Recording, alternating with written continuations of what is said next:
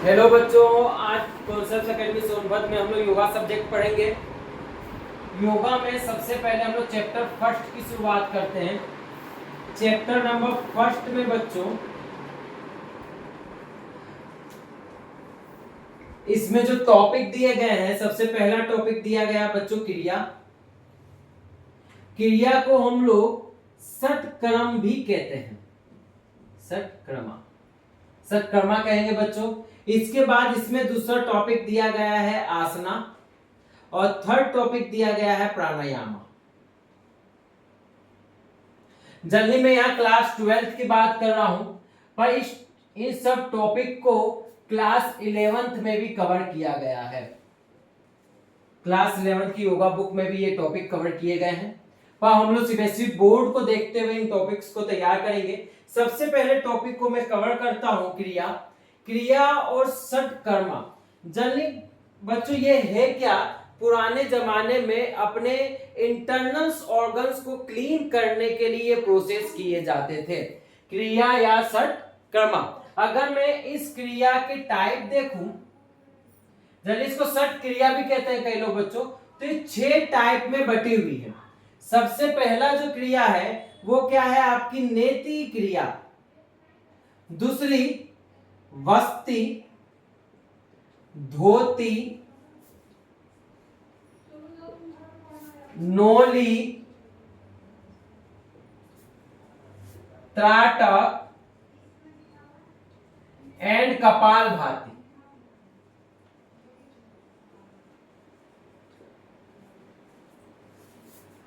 क्रिया के बारे में मैंने बच्चों क्या कहा? Cleaning of internals organs.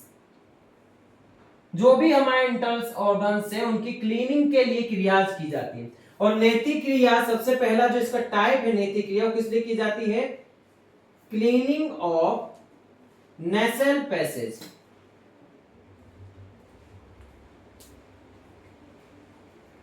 इसमें क्या होता है बच्चों? इसके 2 टाइप होते हैं। पहला टाइप होता है जल नेति, दूसरा टाइप होता है सूत नेति। जल नेति में क्या होता है बच्चों? जल नेति में हम जल लेते हैं और एक नेसल पैसेज से इंटर करते हैं, दूसरे से वो बाहर निकलता है। तो यहाँ पे हम लोग देखते हैं जल नेति और सूत नेति। जल नेति में क्या होता है? एक नेसल पैसेज से हम वाटर इंटर करते हैं, एक नेसल पैसेज से हम वाटर इंटर करते हैं, दूसरे से वाटर बाहर निकालते हैं। इसके थ्रू हमें एडवांटेज क्या होता है? माइग्रेन जैसी समस्या में हमें राहत मिलती है, सर दर्द में आराम मिलता है।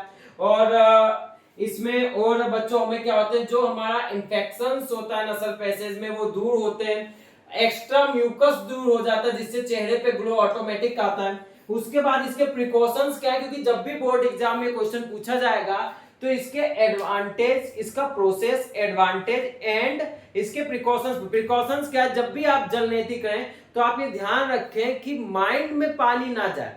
अगर पानी जा रहा है तो लास्ट में एक प्रोसेस बताया जाता है कि आप हीट करके यहां पर उस पानी को बाहर निकाल सकते हैं, वाटर को। वो रहना नहीं चाहिए, वरना सरदर्द की समस्या हो जाएगी। जो ज्यादा बड़ी नहीं है वो अपने आप दूर हो जाएगा, पर हमें इस बात का ध्यान रखना चाहिए, ठीक। और सूत नेति में क्या बच्चों? एक रबर ट्यूब हम लोग देते हैं।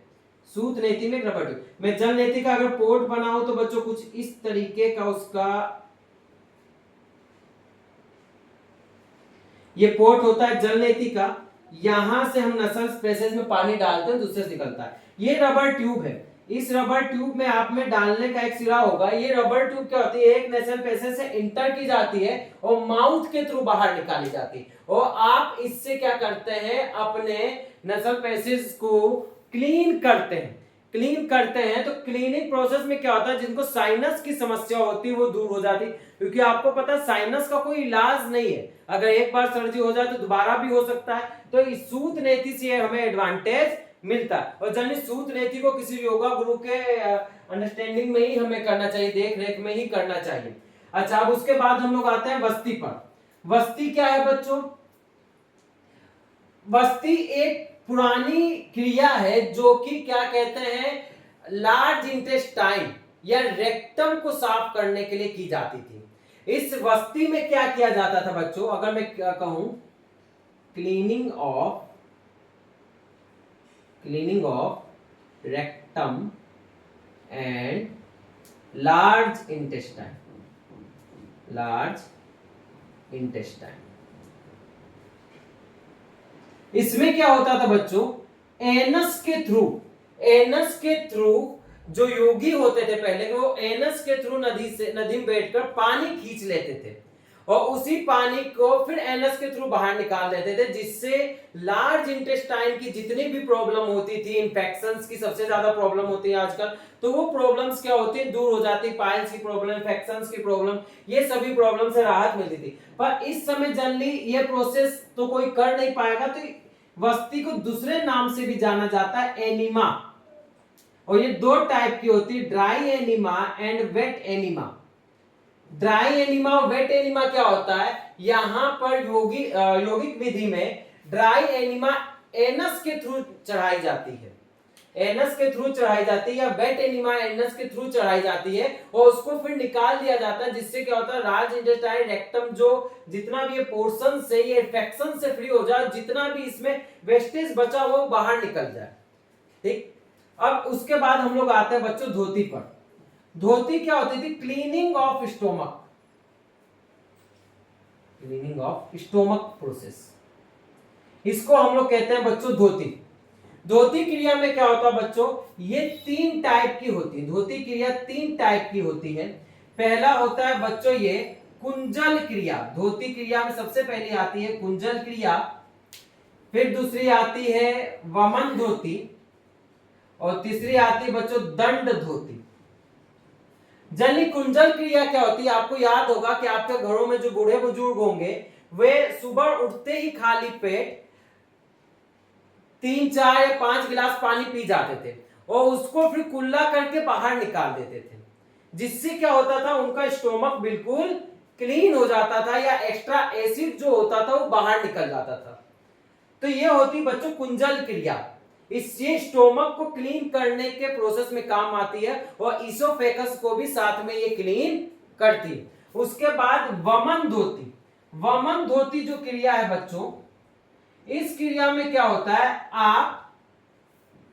आप इसमें बच्चों 20 फीट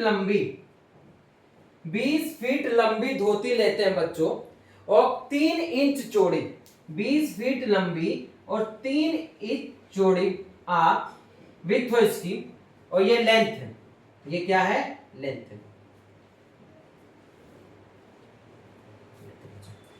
तो इतनी लंबी और चौड़ी धोती क्या करते, आप ये जो योगी होते खा जाते थे उसे। अच्छा, खाने का मतलब क्या, भाई धोती तो खाई नहीं जा सकती, तो वो अंदर जाएगी कैसे। असल में होता क्या है बच्चों यहां पर, कि जैसे ही धोती माउथ के अंदर यहां इंटर करती थी, तो जो अपना इसोफेगस होता है, इसोफेगस में एक प्रोसेस होता है प्रेस्टेलिसिस, प्रेस्टेलिसिस, प्रेस्टेलिसिस प्रोसेस के कारण ही खाना कॉन्ट्रैक्शन एंड रिलैक्सेशन होकर माउथ से स्टोमक में जाता है, और इसी प्रोसेस से जो ये धोती है, जैसे ही आप माउथ में रखते हो या इसोफेगस तक पहुंचती, तो प्रेस्टेलिसिस प्रोसेस से ऑटोमेटिक ये धोती अंदर की तरफ चली जाती। तो आपको इस धोती में इतना ध्यान रखना है, कुछ हिस्सा हाथों में पकड़ के रखना है, एक भी हिस्सा बाहर ही रखना है, पूरा नहीं जाने देना, और तुरंत 3 मिनट के अंदर फिर से बाहर भी निकाल देना। तो इससे क्या होगा, आपका स्टोमक क्लीनिंग हो जाएगा। और यही सेम प्रोसेस रबर ट्यूब से भी करते हैं, पर इसमें रबर ट्यूब की जो लेंथ होती है वो 3 मीटर होती है और जो इसकी विड्थ होती है वो 1 सेंटीमीटर होती है। ये सेम प्रोसेस रबर ट्यूब से भी हम लोग करते हैं। ठीक बच्चों, तो ये हो गई धोती क्रिया। अब इसके बाद क्या, नोली। नोली क्या होती है बच्चों, ये डाइजेशन प्रोसेस में वर्क करती है, डाइजेशन प्रोसेस में वर्क करती है। अगर मैं कहूं तो डाइजेशन प्रोसेस,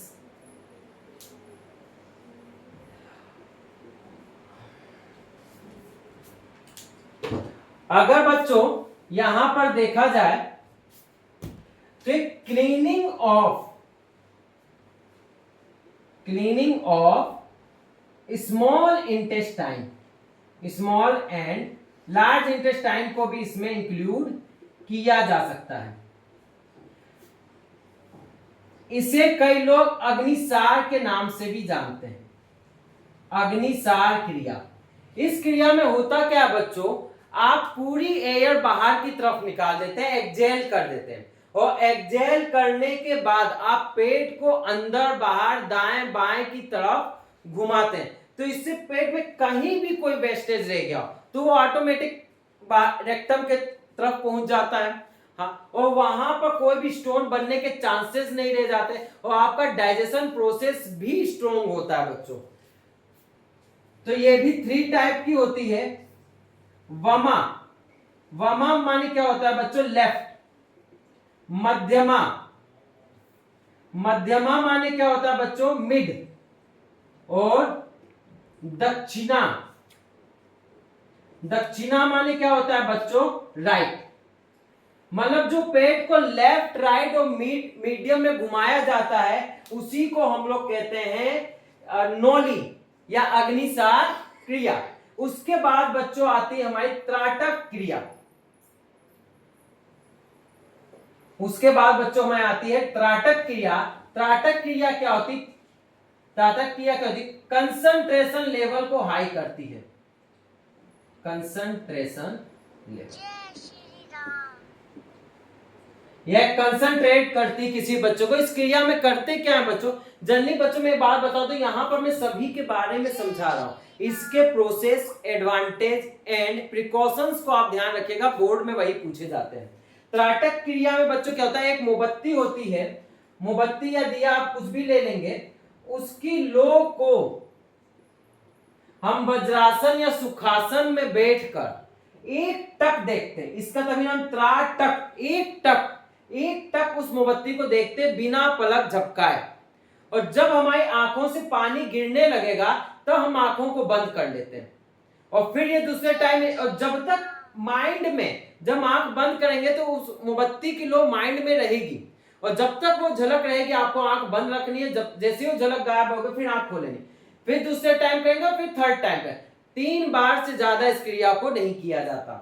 इससे होगा क्या बच्चों, आपका माइंड का कंसंट्रेशन लेवल बढ़ेगा। इससे एक बात और होती है, जो रूमेटॉइड अर्थराइटिस होता है, रूमेटॉइड अर्थराइटिस जो होता है बच्चों, वो भी इससे दूर होता है, क्योंकि रूमेटॉइड अर्थराइटिस जो होता है, जोड़ों में दर्द जो होता है, ये हार्मोन्स की गड़बड़ी से होता है। हाइपोथैलेमस हार्मोन्स का डिसबैलेंस होने लगता है, तो उसके कारण क्या होता है, हमें रूमेटॉइड अर्थराइटिस हो जाता है। पर ये त्राटक क्रिया करने की वजह से रूमेटॉइड अर्थराइटिस भी ठीक होता है, कंसंट्रेशन लेवल हाई भी होता है, माइग्रेन जैसी समस्याएं भी दूर होती हैं। तो इसके बहुत सारे फायदे हैं, बस हमको प्रिकॉशंस में ध्यान रखना है कि 3 बार से ज्यादा हमें इसे नहीं करना है, और बहुत ज्यादा आंखों पे जोर नहीं देना है। अगर आपको सरदर्द या आंख की कोई प्रॉब्लम हो तब इसे आप ना करें।